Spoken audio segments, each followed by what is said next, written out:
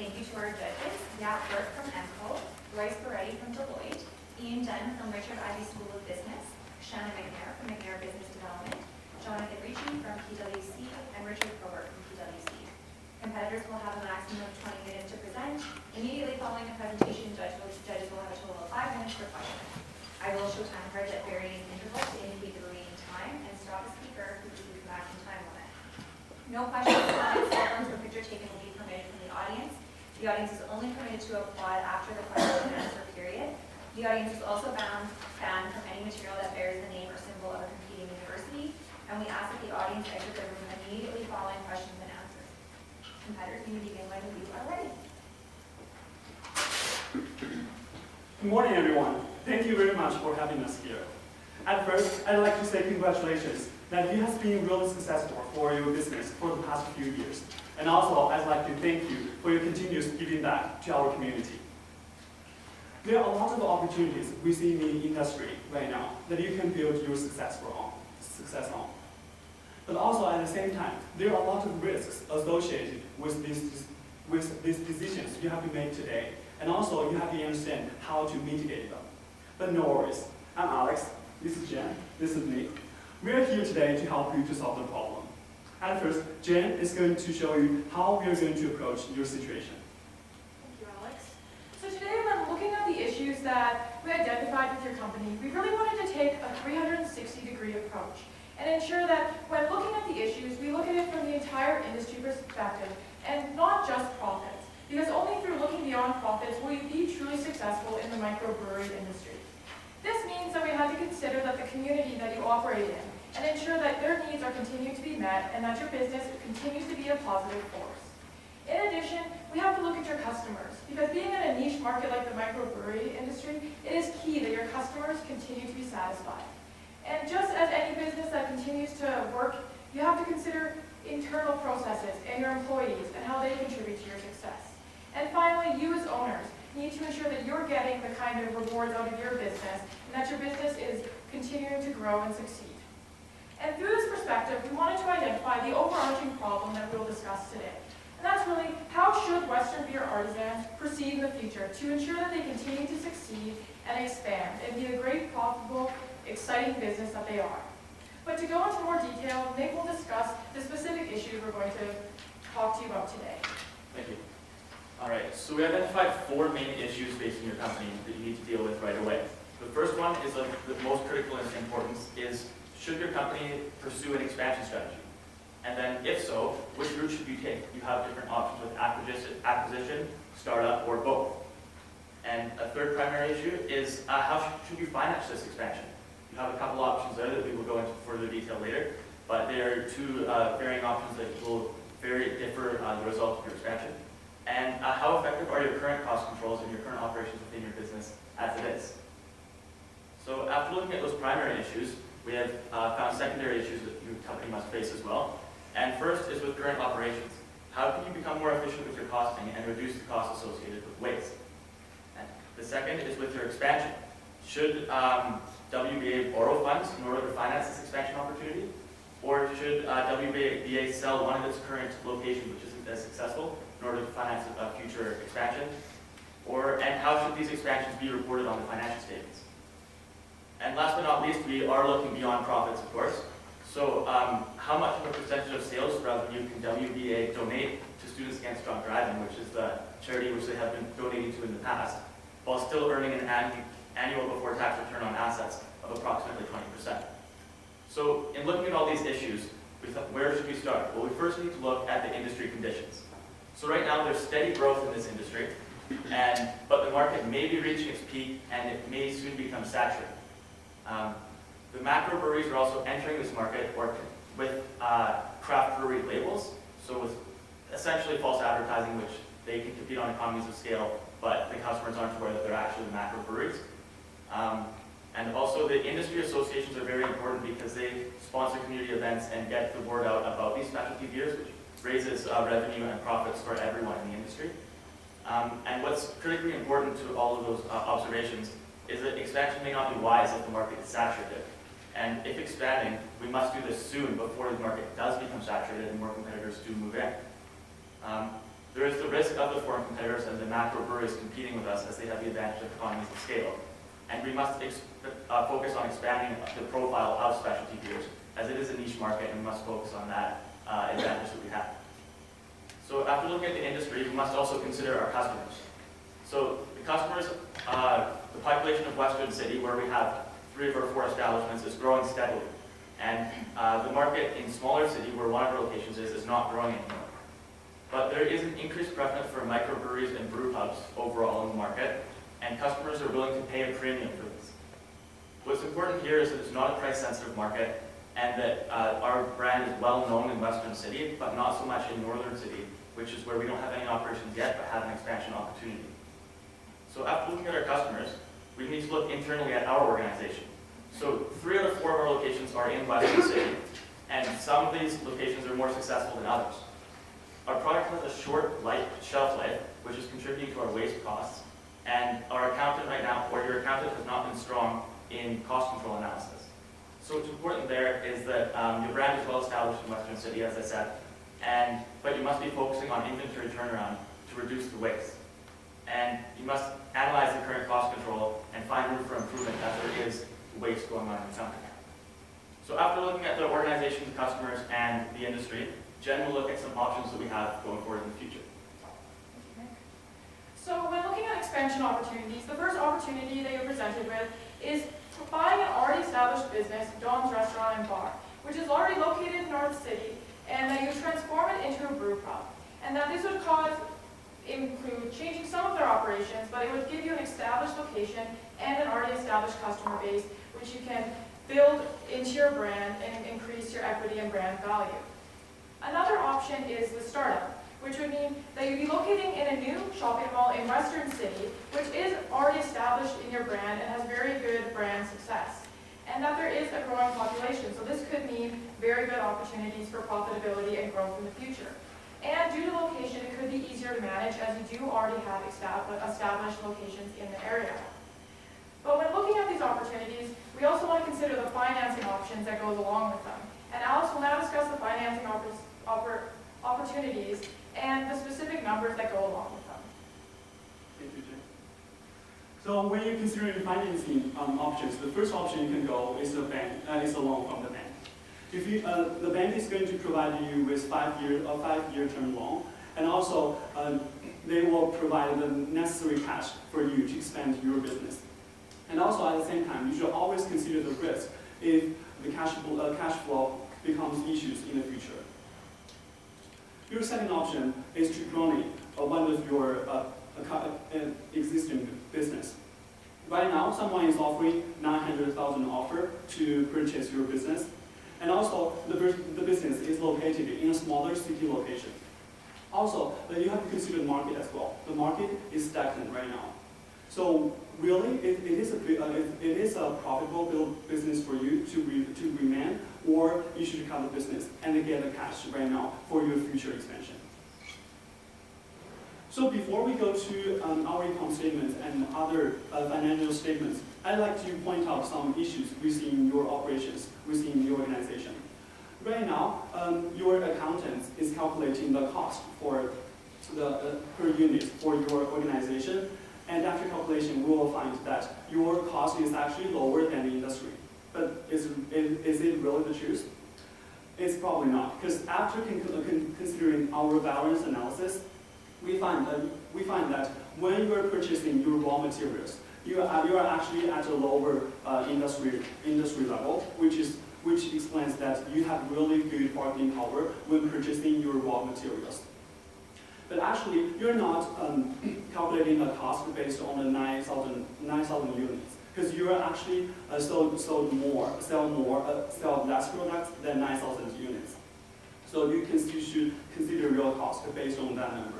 So after calculation, we'll find out that your cost per material is actually higher than the industry, which explains the inefficiency within your organization. The reason of that is the wasted stock due to the freshness issues. So you should always improve the efficiency of your business.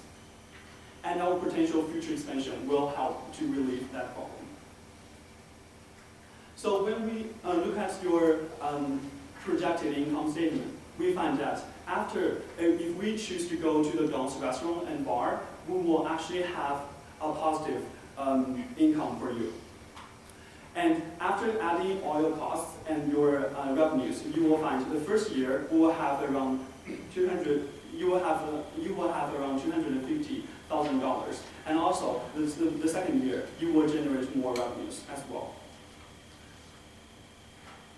So when you are considering whether to go with the startups, you should always consider whether it will generate the net cash at the present value.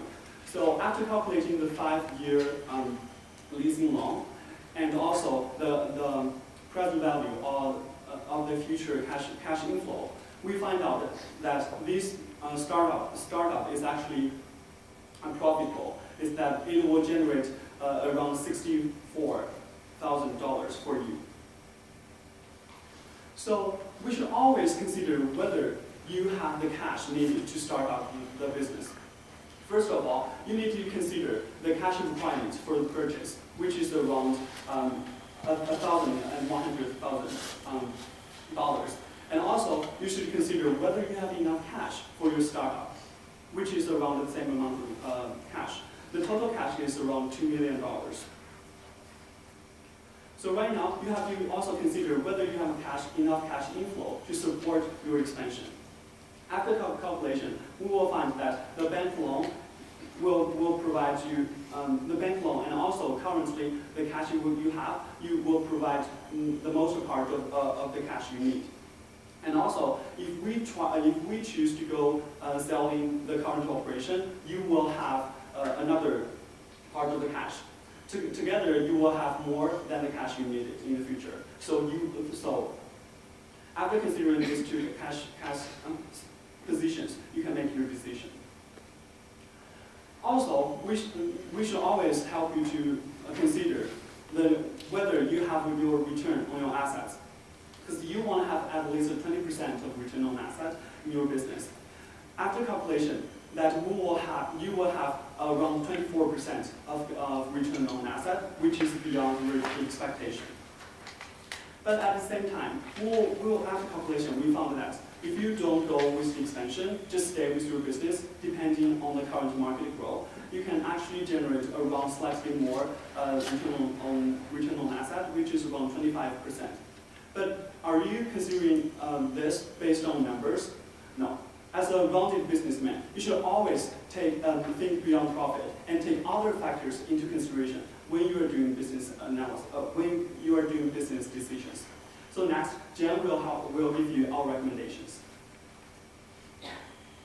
So after looking at the numbers and all of the business issues, we just wanted to, again, run through the potential options for your expansion and where the direction of your business should go. So the first is take both expansion opportunities. Just go for it. Jump right in. Or potentially choose the startup or the purchase opportunity.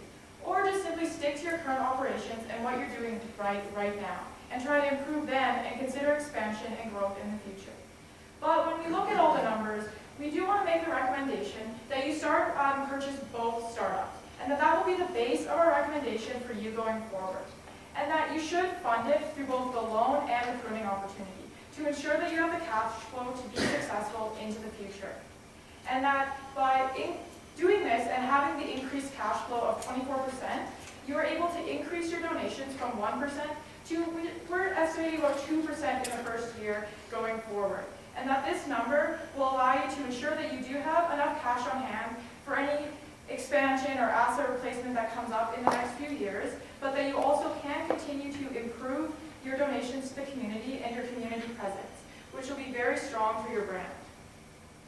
So going along with the expansion, we do see that you should have the cash flow to fund it, and that it is a great opportunity. And that right now in the microbrewery, the conditions are such that expansion is the right choice. And that it aligns with your core business values of being a really well-rounded, solid microbrewery company with strong presence. And considering the industry production, you are right in the middle range of production and have been quite successful at that level. And that the financing, that you should prune your stagnant segment. It's not contributing a lot to your overall direction of your company, and if you could prune that back and really improve the core, that this will lead to future successes. And that in addition that the loan will work favorably with your cash flow and that you can use it to, again, continue to expand and succeed at what you do great. And that you should always continue to reinvest and ensure that the cash flows are there so that looking into the farther future, maybe there'll be other expansion opportunities that you can grab. And now, we really wanted to give a timeline to outline these opportunities in a way that makes it easier for you to follow and ensure your success. We think that right now, at day one, you should begin loan and sale negotiations to ensure that you can secure the financing to move forward in the future.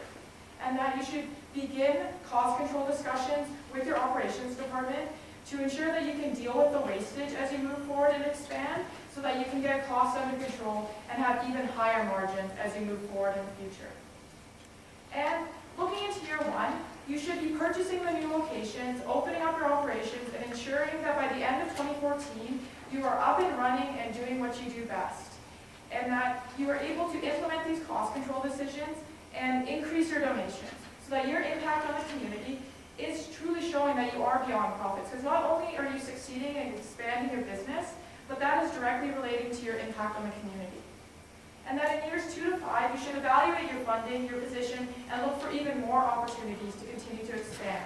And that you should be, again, always monitoring the cash flow to ensure that it is there when you are ready to continue to grow.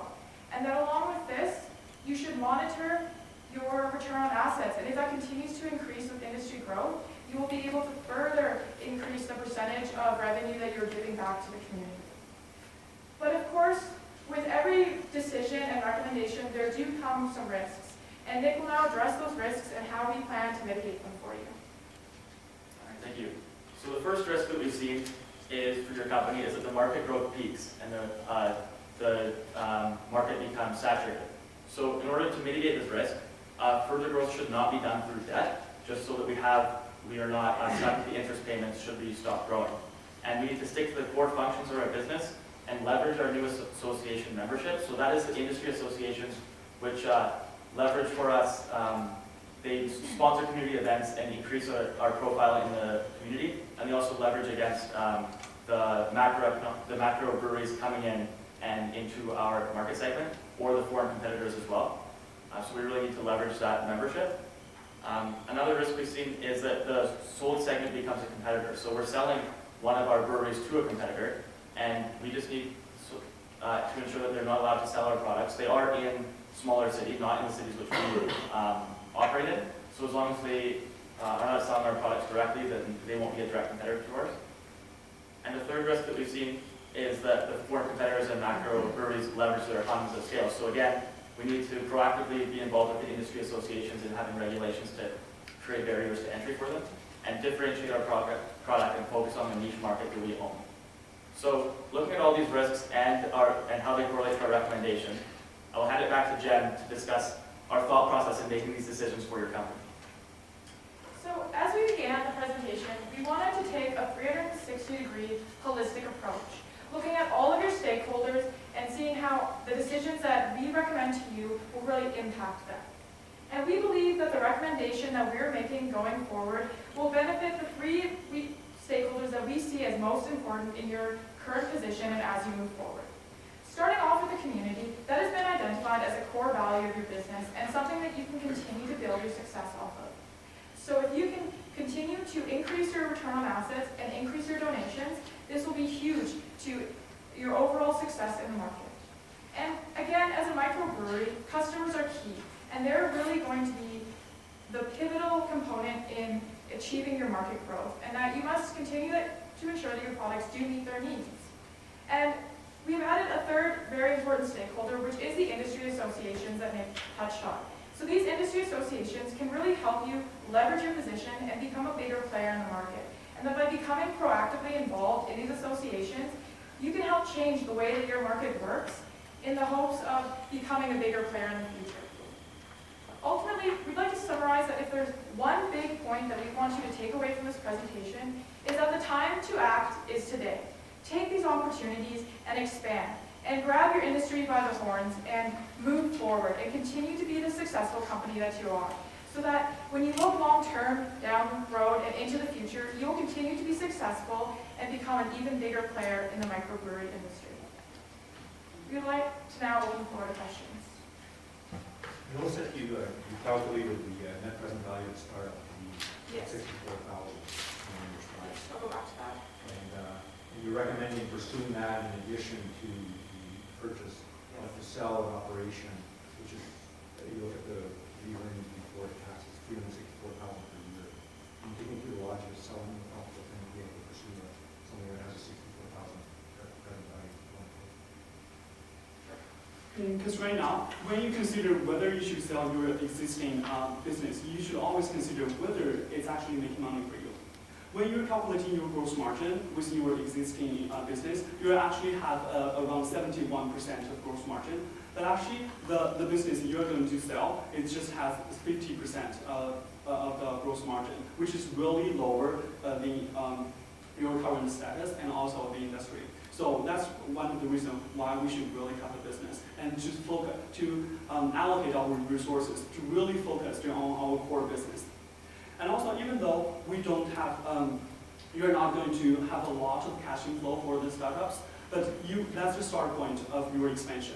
Then you are going to build your future successful. Because right now, you have to enlarge your business and to be an industry leader within your industry.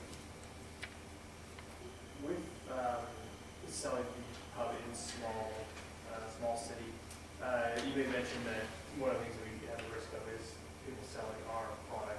And I guess your mitigation was to not allow them to sell our product. But given that we're in the craft beer industry, and the person that would be buying would be presumably another group pub operator, are you saying that we wouldn't allow them to sell craft beer? It would be the name associated with our beer, and because we have an established brand, so just ensuring that they have to start from the bottom again and building new customers. And so that would keep them out of Western City as we have that established brand in that city, and we've created barriers for entry for new competitors to move in. And to add to that, your currently established businesses are restaurants, pubs that are selling your product. So if you can keep them as a specialty within your own restaurant and cross microbrewery business, then your guests who prefer your products will come directly to you. So again, that'll keep your margins higher as there's no middleman to be added there. In the beginning, you noted that we must focus on expanding our profile of specialty beers, and then also throughout the presentation, you noticed that we have spoilage currently happening Yes. because we can't essentially sell the beers that we aren't creating fast enough. Is there going to be an issue if we start producing different kinds of beers and more of those kinds that our spoilage may increase and when it analysis on that perhaps, or possibly ways to reduce the possibility of spoilage increasing? Part of that was in the consideration is that you do already have quite a few lines, and that it would really be analyzing which ones have higher sales and ensuring that you can switch production more effectively to those and not focusing more so on an even distribution. And let's say you have 2 or 3 flagship products that are most profitable and have the highest inventory turnover, really focusing on those. And then maybe offering your other ones at special times of year, just to ensure that your production is as productive as possible and that you're not just making some to sit on the shelves and then not enough of others that may be flying off the shelves quicker. So it's really be shifting the production to be in such a way that you're really maximizing on the flagship products that are bringing you the highest. Was just curious on some of your analysis. What assumptions did you use for your growth rate and/or your discount rates? We use 15% of the, according to the industry analysis, we use 15% growth in the beer product, and also we use 5% for the food products. And also when we discount the present value, we use 6.5% of our interest rate.